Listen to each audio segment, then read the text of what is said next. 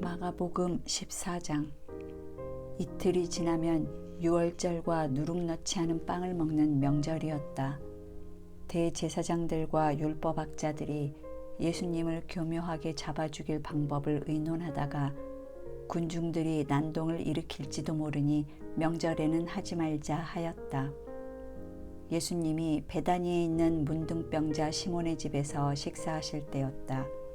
한 여자가 아주 값진 나아드 향유 한 병을 가지고 와서 깨뜨려 예수님의 머리에 부었다. 그 자리에 있던 몇 사람이 분개하여 무엇 때문에 향유를 낭비하시오? 이 향유를 팔면 300데나리온도 더 받을 텐데 이것을 팔아 가난한 사람들에게 줄 수도 있지 않았소 하며 그 여자를 호되게 꾸짖었다. 그러자 예수님은 이렇게 말씀하셨다. 내버려 두어라. 왜 그 여자를 괴롭히느냐? 그녀는 나에게 좋은 일을 하였다. 가난한 사람들은 항상 너희와 함께 있으니 마음만 있으면 너희가 언제든지 도울 수 있다. 그러나 나는 너희와 항상 함께 있는 것이 아니다. 이 여자는 내 몸에 향유를 부어 내 장례를 미리 준비했으니 자기가 할 수 있는 일을 다 한 것이다. 내가 분명히 말해둔다. 세상 어디든지 복음이 전파되는 곳에는 이 여자가 한 일도 알려져서 사람들의 기억에 남을 것이다. 그때 12 제자 중에 하나인 가룟 유다가 대제사장들에게 가서 예수를 팔겠다고 제안하자 그들은 듣고 기뻐하며 돈을 주기로 약속하였다. 그때부터 유다는 예수님을 넘겨줄 기회를 찾기 시작하였다. 누룩 넣지 않은 빵을 먹는 명절인 무교절의 첫날은 유월절 양을 잡는 날이었다. 그날 제자들이 예수님께 주님이 잡수실 유월절 음식을 어디다 마련할까요? 하고 물었다. 그래서 예수님은 2 제자를 보내며 이렇게 말씀하셨다. 너희가 성 안에 들어가면 물통을 가지고 가는 사람을 만날 것이다. 그를 따라가거라. 그리고 그가 들어가는 집 주인에게 우리 선생님이 제자들과 함께 유월절 음식을 먹을 방을 알아보라고 하셨습니다 하여라. 그러면 잘 준비된 2층 넓은 방으로 안내할 것이다. 거기서 준비하도록 하여라. 제자들이 성 안에 들어가 보니 예수님이 말씀하신 그대로였다. 그래서 그들은 거기서 유월절 음식을 준비하였다. 날이 저물자 예수님은 12 제자와 함께 그 집으로 가서 음식을 잡수시며 내가 분명히 말하지만 너희 중 하나가 나를 팔 것이다. 그 사람은 지금 나와 함께 먹고 있다 하고 말씀하셨다. 제자들이 슬퍼하며 저마다 예수님께 저는 아니지요 하고 묻자 예수님이 이렇게 말씀하셨다. 12 중에 하나 곧 나와 함께 그릇에 손을 넣는 자가 바로 그 사람이다. 나는 성경에 기록된 대로 죽지만 나를 파는 사람에게는 불행이 닥칠 것이다. 그 사람은 차라리 나지 않았더라면 좋았을 것이다. 그들이 먹을 때 예수님은 빵을 들어 감사기도를 드리고 떼어서 제자들에게 주시며 자 받아라 이것은 내 몸이다 하고 말씀하셨다. 또 잔을 들어 감사기도를 드리신 후 제자들에게 주시자 모두 그 잔을 돌려가며 마셨다.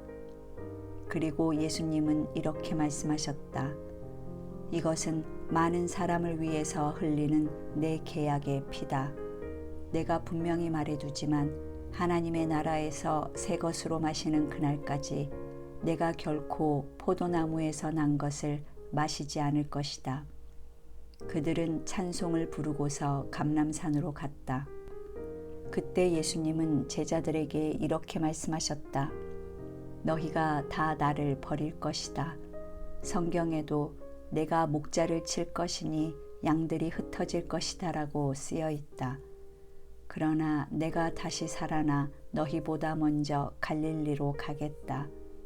베드로가 예수님께 모든 사람이 주님을 버린다 해도 저는 절대로 주님을 버리지 않겠습니다 하자 예수님이 베드로에게 내가 분명히 너에게 말하지만 바로 오늘 밤 닭이 2번 울기 전에 내가 3번이나 나를 모른다고 말할 것이다 하셨다.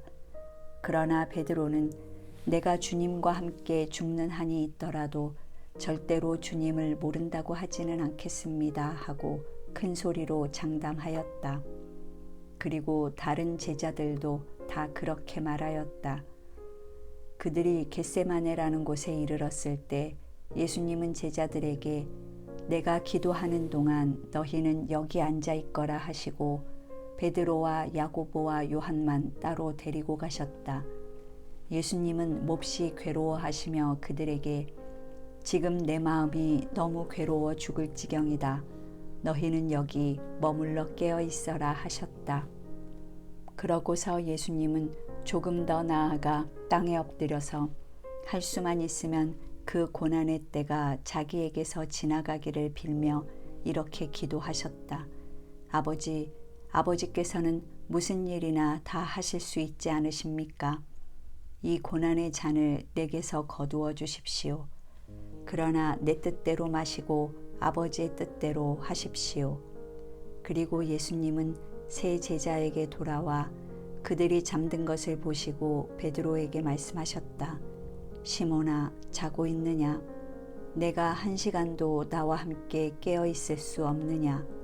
시험에 들지 않게 정신 차려 기도하여라. 마음은 간절하지만 몸이 약하구나. 예수님이 다시 가서 같은 말씀으로 기도하신 후 돌아와 보니 제자들이 몹시 피곤하여 또 자고 있었다. 그들은 예수님을 보고 몸둘 바를 몰랐다. 예수님은 3번째 제자들에게 오셔서 이렇게 말씀하셨다. 아직도 자고 있느냐? 그만하면 됐다. 이제 내가 죄인들의 손에 넘어갈 때가 왔다. 일어나거라, 가자. 나를 팔아넘길 사람이 가까이 왔다. 예수님의 말씀이 미처 끝나기도 전에 12 제자 중에 하나인 유다가 왔다. 그리고 대제사장들과 율법학자들과 장로들이 보낸 많은 무리도 칼과 몽둥이를 들고 같이 왔다. 유다는 내가 예수에게 입을 맞출 테니 그를 단단히 붙잡아 가시오 하고 미리 암호를 짜둔 후 곧 예수님께 나와 선생님 하며 예수님께 입을 맞췄다. 그러자 그들이 달려들어 예수님을 붙잡았다.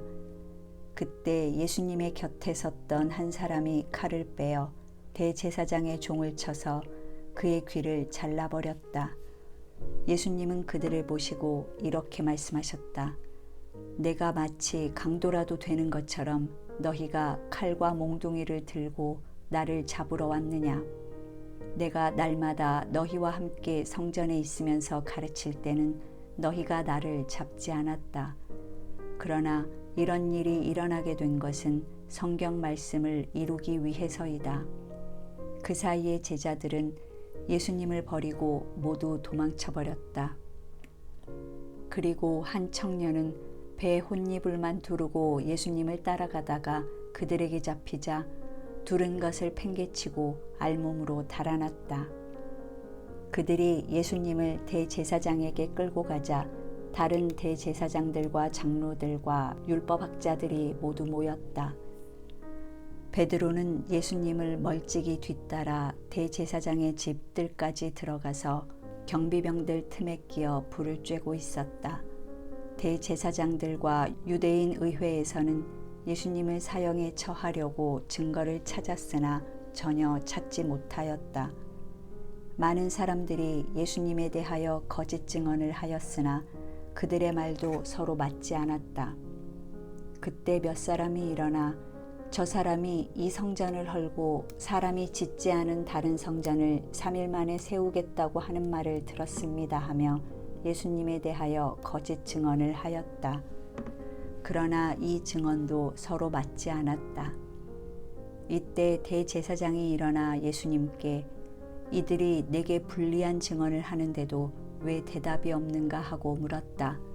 그래도 예수님이 침묵을 지키시고 대답을 하시지 않자 대제사장은 내가 하나님의 아들 그리스도냐 하고 다시 물었다. 그래서 예수님은 그렇다. 내가 전능하신 분의 오른편에 앉은 것과 구름을 타고 오는 것을 너희가 볼 것이다 하고 대답하셨다. 그러자 대제사장이 자기 옷을 찢으며 이 이상 무슨 증거가 더 필요하겠는가? 여러분도 저 사람의 모독적인 말을 다 들었습니다. 여러분은 어떻게 생각합니까? 하자 그들은 모두 예수님이 사형을 받아야 마땅하다고 하였다. 그리고 어떤 사람들은 예수님께 침을 뱉기도 하고 얼굴을 가리고는 주먹으로 마구치며 예언자야 너를 때리는 사람이 누군지 알아맞혀 보아라 하고 조롱하였고 경비병들도 예수님을 넘겨봤더니 뺨을 쳤다. 한편 베드로는 아랫뜰에 있었다. 그때 대제사장의 여종 하나가 와서 불을 쬐고 있는 베드로를 유심히 보더니 당신도 나사렛 사람 예수와 한패지요 하였다. 그러나 베드로는 도대체 무슨 소리를 하는지 모르겠소. 당신이 하는 말을 이해하지 못하겠단 말이오 하고 부인하며 현관으로 나갔다. 그러자 닭이 울었다. 그 여종이 다시 베드로를 보고 곁에 선 사람들에게 이 사람은 예수의 제자가 틀림없어요 하였으나 베드로는 이번에도 모르는 일이라고 딱 잡아떼었다. 잠시 후 거기 섰던 사람들이 다시 베드로에게 당신도 갈릴리 사람인 걸 보니 그들과 한패임이 틀림없소 하자 베드로는 만일 자기가 그런 사람이라면 저주를 받을 것이라고 맹세하면서 나는 당신들이 말하는 이 사람을 정말 모릅니다 하였다. 바로 그때 닭이 두 번째 울었다. 베드로는 예수님께서 닭이 두 번 울기 전에 내가 세 번이나 나를 모른다고 말할 것이다 라고 하신 말씀이 생각나서 한없이 울었다. 15장. 이른 아침 대제사장들과 장로들과 율법학자들이 의회 전체 회의를 열어 결의한 후 예수님을 묶어서 끌고 가 빌라도에게 넘겼다. 빌라도가 예수님께 내가 유대인의 왕이냐 하고 묻자 예수님은 그렇다 하고 대답하셨다. 대제사장들이 갖가지 죄목을 붙여 예수님을 고소하자 빌라도는 다시 예수님께 사람들이 저토록 여러 가지로 너를 고소하는데 왜 한마디 변명도 없는가 하고 물었다. 그러나 예수님이 아무 대답도 않으시는 것을 보고 빌라도는 이상히 여겼다. 명절이 되면 총독은 백성이 원하는 죄수 하나를 석방하는 전례가 있었다. 마침 폭동을 일으키고 살인한 죄로 갇혀 있는 폭도들 중에 바라바라는 죄수가 있었다. 군중들이 빌라도에게 전례대로 죄수 하나를 석방하라고 요구하자 빌라도가 그들에게 여러분은 내가 유대인의 왕을 놓아주기를 원하시오 하고 물었다. 빌라도는 대제사장들이 예수님을 시기하여 자기에게 넘겨준 것을 알고 이렇게 물은 것이다. 그러나 대제사장들은 군중들을 충동하여 오히려 바라바를 요구하게 하였다. 그때 빌라도가 군중들에게 물었다. 그러면 여러분이 유대인의 왕이라고 부르는 사람은 어쩌란 말이오? 십자가에 못 박으시오.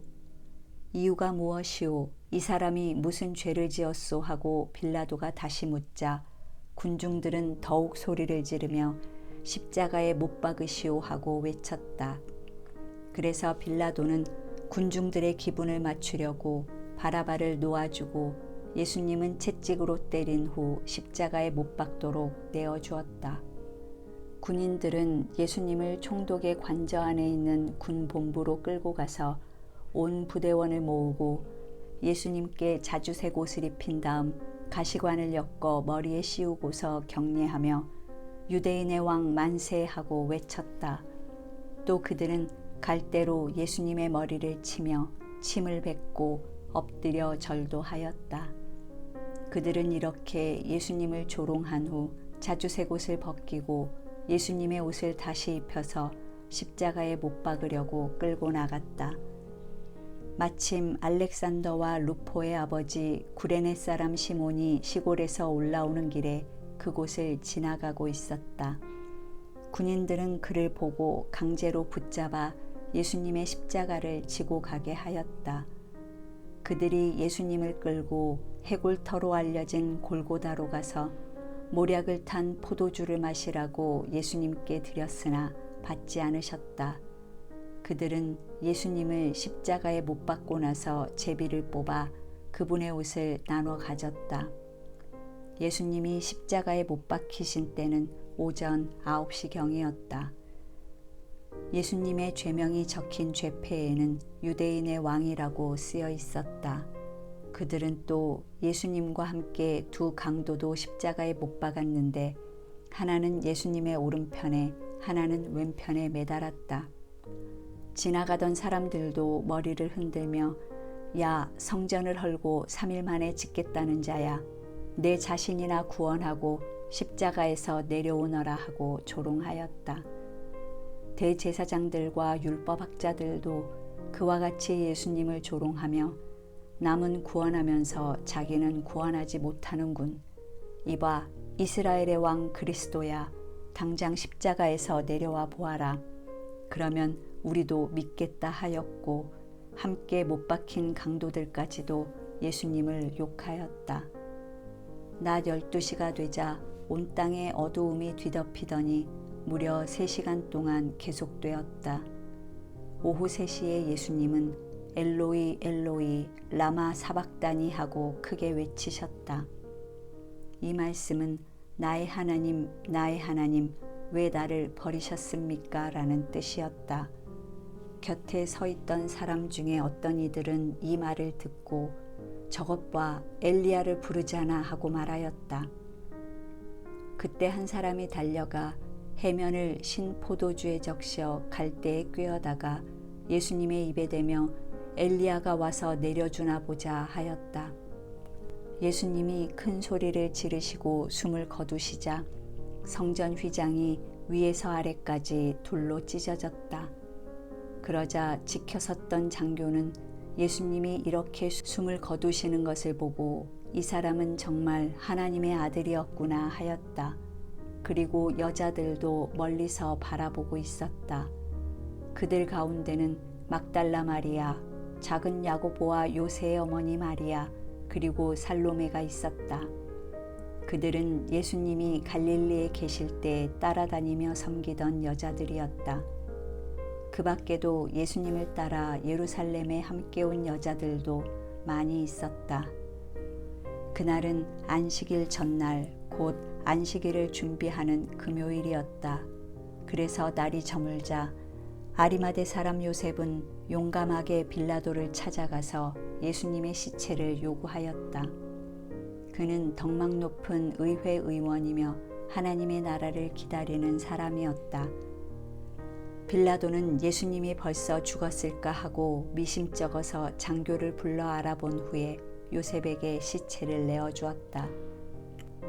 요셉은 예수님의 시체를 내린 후 준비한 고운 모시천으로 싸서 바위를 쪼아내어 만든 무덤에 넣고 큰 돌을 굴려 입구를 막았다. 이때 막달라 마리아와 요새의 어머니 마리아는 예수님의 시체를 넣어둔 곳을 지켜보고 있었다. 16장. 안식일이 끝난 저녁에 막달라 마리아와 야고보의 어머니 마리아와 살로메는 예수님의 시체에 바를 향료를 사두었다. 안식일 다음 날 동틀 무렵에 그들은 무덤으로 가면서 무덤 입구를 막아둔 돌을 누가 굴려줄까 하며 서로 걱정하였다. 그러나 가서 보니 그 큰 돌이 이미 굴려져 있었다. 그들이 무덤 안에 들어갔을 때 흰옷을 입은 한 청년이 오른편에 앉아 있지 않겠는가. 여자들이 그를 보고 놀라자 그 청년이 말하였다. 놀라지 말아라. 너희가 십자가에 못 박히신 나사렛 예수님을 찾는 모양인데 그분은 다시 살아나셔서 여기 계시지 않는다. 보아라, 여기가 그분의 시체를 두었던 자리이다. 너희는 제자들과 베드로에게 가서 예수님이 전에 말씀하신 대로 그들보다 먼저 갈릴리로 가서 거기서 그들을 만나실 것이라고 알려주어라. 여자들은 무서워 떨며 정신없이 무덤에서 도망쳐 나왔으나 겁에 질려 아무에게도 말을 못하였다. 안식일 다음 날인 일요일 이른 아침에 예수님은 부활하셔서 전에 7 귀신을 쫓아내 주신 막달라 마리아에게 먼저 나타나셨다. 마리아는 슬픔에 잠겨 울고 있는 제자들에게 가서 이 사실을 말했으나 그들은 예수님이 살아나셨다는 것과 마리아에게 나타나셨다는 말을 듣고도 믿으려 하지 않았다. 그 후 2 제자가 시골로 내려가고 있는데 예수님이 다른 모양으로 그들에게 나타나셨다. 그래서 그들이 돌아가서 이 소식을 다른 제자들에게 알렸으나 그들은 이 말도 믿지 않았다. 그 후에 11 제자가 식사하고 있을 때 예수님이 나타나서 그들의 믿음 없는 것과 또 완고하게 고집을 피우며 자기가 살아난 것을 본 사람들의 말을 믿지 않는다고 그들을 책망하셨다. 그러고 나서 예수님은 그들에게 이렇게 말씀하셨다. 너희는 온 세상에 나가 모든 사람에게 기쁜 소식을 전파하여라. 믿고 세례를 받는 사람은 구원을 받고 믿지 않는 사람은 죄인으로 단정될 것이다. 믿는 사람들에게는 이런 기적들이 따를 것이다.